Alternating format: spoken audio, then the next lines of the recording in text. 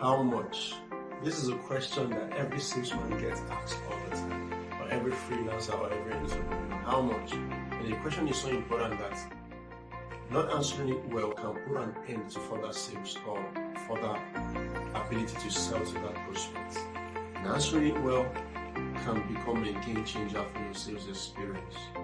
As a matter of fact, in most cases, it leaves the inexperienced salesperson with a difficult stakes to handle, not knowing how to proceed further with the sales process. And so in this video, I'm going to be showing you what to do and how to respond to this question that can either drive your sales process forward or bring an end to it. My name is Chike Okoli. I'm the founder and chief content creator for Influencer.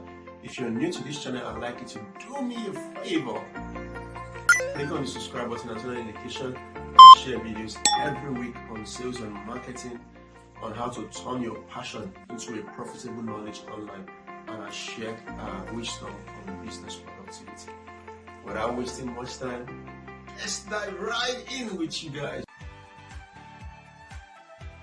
Welcome back. Now, whenever you're faced with the question how much, never do this. Never respond with the price. That's a huge mistake. All right. What I'm about to share with you, it's not applicable to all products. I mean, if you're selling burger, you just tell them what the price is. They want to eat burger. If you're selling peanuts, you just want to give them the price. But when you're rendering services, that the prices may vary, given to some factors, and the clients or the prospect might most likely think that your price is high. This is what you should do. In sales, there is something called price justification. And before you understand what price justification is, you must understand the price value dichotomy. Understanding this will help you move forward. And so whenever a sale is about to go down, there are two things at work: the price and the value. Not understanding how to use this thing to your advantage, you continue to lose out on sales as a salesperson, and it can be very frustrating. I've been there a couple of times. When I started selling my school management software, and I went to the schools, I started telling them that this software was going to help you, without necessarily following through the process I'm about to share with you. And I was frustrated. I came home one day, I sat down, and I was crying, I was tearing. And I had built this wonderful product, I had invested time, I had paid people as well to work along with me, and now we have gone into the market, this thing is not working. Because I didn't understand that selling is a science and not an art. And so understanding price justification as it relates to the price value dichotomy helped me flip what I was faced to my advantage and began to nail it. Now listen up, guys. Whenever a sale is about to go in, there is the price and value dichotomy. To the prospect or to the client, they hold so dearly the value, right? And now to the salesperson, they hold so dearly price. And so the prospect is saying, this price you're going to give me, is it worth my value? And so you find out that to them, value is of essence. And now to the salesperson, I don't want to give you a value without getting the commensurate price. And so to the salesperson, price is the most important thing. Now, what is your job as a salesperson? Be able to transfer the value. You are holding value initially, right? But to them, they want value. They are holding price. You must be able to shift the value from your end to their end, so that when they are holding the price becomes insignificant and it becomes the least important thing to them, because you have been able to demonstrate value. And I'm going to show you how to do that using this principle I'm about to share. And so I need you to pay close attention. Whenever a client says how much, I use the COMFA model that I'm about to show you. I came up with this model. It is similar to what the doctors use when they are doing their consultation. The COMFA model allows you to actually position rightly, so that you can actually communicate in real value what you're about to share. And so you are a consultant. I need you to understand this, just like the medical doctor who is a consultant. And if you jump any of this, now resist any pressure from the prospect or the clients to get you to change your process. Resist it. And so the first thing I want to show in this model is the CO, the COM, right? the first thing you need to do is to comfort. And that's where the COM come. And so the comfort stands for CONFER. And so the first thing on the model is comfort. And so when you approach a doctor, you find out the doctor will do something. He'll say, welcome. How are you feeling today? How are you feeling? Are you feeling pains here? What the doctor will go on to say, all right, you'll be okay. I'll just do a few examinations and make recommendations for you, and I promise you'll be fine, all right? Just calm down. And now, you see, so as a salesperson, you need to follow this pattern. And what do? If you're into service, you can begin to say, how have you been? How have you been able to solve this problem? How have you been able to fix this? You can begin to ask questions. What you're trying to do is to comfort. Sometimes comfort doesn't necessarily mean negative. You can say, wow, you're doing amazing. How long has this company been? What you're trying to do, you're trying to step down the tempo. Now, if you meet hyper-intense clients, do not fall into the trap of trying to make presentation immediately. If you do that, you will always lose. It's better you walk away on that sale that day and have another opportunity to pitch to that prospect. But I tell you, if you jump this process, you end up losing, and you wish you had followed the process. And so comfort them. How are you doing? Sometimes they begin to open up conversations. And so if you see the child, say, wow, this baby is fine. If you see something beautiful in their building, what you're trying to do, you're trying to calm the tension, and you're trying to let them know, So if you have opportunity to know how they've been pained, you can say, well, it's possible you have tried a couple of things, but I believe at the end of this session, you'll be able to understand how. Now, some people just say how much. Don't answer that. You said, okay, before I proceed, I would like to find out a few things. Then you start. Okay, have you used that? If you're a fashion designer, have you used the tailor before? What was the experience? So allow them to drop a few things. So what you're trying to do is to get an opportunity to comfort them. Now, once you do that, the next thing you need to do is the number 2, which is called fact finding. Doctors use it as well. And so what doctors do, they begin to ask you, are you feeling pain here? And so you may want to start, what was your last experience? Did the person deliver? Okay, if they've not used that service, but you can begin to say, so how have you been trying to solve this problem? They say, well, I've just been doing it on paper. They say, that must be stressful. And mistakes could come in. So what about when you make mistakes? What are you trying to do? You're trying to figure out, you're trying to do what I call fact finding. You're trying to figure out where you can pitch yourself. And so you see doctors, they say, okay, are you having temperature? When did it start?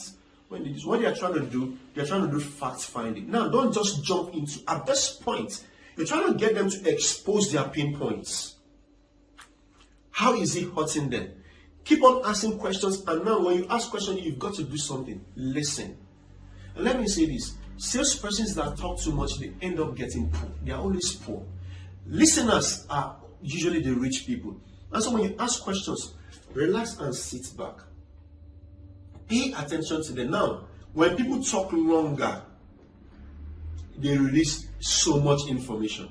In fact, they can jump and begin to tell you how much they've spent and how they begin to lose money in their organization, because they can begin to start complaining about their staff and how their staff is unserious. Now, when you do this, don't just jump into saying, okay, I'm giving you price. No, you're going to do the next thing. The next thing is what? Examination. That's the E. And you see, doctors, what they do, when they finish asking you, are you having pains? Are you feeling, how long has this gone on? You know what they do next? They recommend a laboratory assessment for you. And that's the same thing you do. Now, haven't comforted them and gotten facts finding, the next thing you need to do as a salesperson is begin to tell them, okay, from what you said, all right, your staffs, they are not productive. They come to work, you need to chase them, you keep chasing them around. Okay, you need, first of all, a system where they can come in and tick attendance so that you don't have to run about. Now, you need a system to automate the whole process of discipline, so that you can attach it to your salary or something. Now, depending on what you're offering, you're beginning to position, you're beginning to fit in your offer as a panacea to their problem. All right, I'm coming to that. And so if you're a fashion designer and the person has been complaining, has been saying, the last tailor, he frustrated me. Before you need my clothes tall. You're beginning to hold on to, but you must get them to talk, to speak up from the fact-finding stage.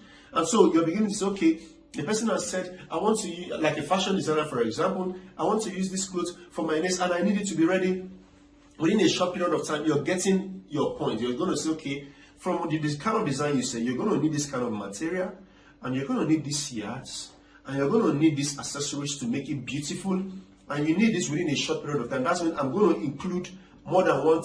I'm going to have more than one of my designers to get on your work, and you want to do this with the best quality. See, you're beginning to take their problem and you're beginning to show them at this stage that you understand. Now think about it. If someone goes to the doctor and doctor just says from the beginning, you have HIV, the person might end up beating up the doctor, all right? And so you need to first of all take them from comforting them to examining. Okay, so you need to be able to show the person, these are symptoms of this problem. Okay, so I'm going to take it for examination. And when I take it for examination, I'm going to need to do a good laboratory test and find out what your problem is. And so you have also done that as a salesperson. Now, when you finish, the test results that you show them, then when you finish outlining this, you tell the person, does this meet the requirements you want your service? So if it's a service product, for example, when I was selling school management system, I said things like, your staffs, they come late to work. You want to be able to take the attendance, and anybody that defaults, you want to be able to bill them like 1,000 naira. That's equivalent to $2 or $1. You want to deduct it from their earning. Okay, so you want to also have an accounting process that ensures that where your money comes in. You know, okay. From what you've said, parents complain when they compute results, and there are mistakes. Parents are complaining, so you need an automated system that ensures that these things go smoothly. Okay, you want to be able to also position your school as an IT-driven school. So, but I know this thing already, but I want them to speak up, and share, and I pay good attention.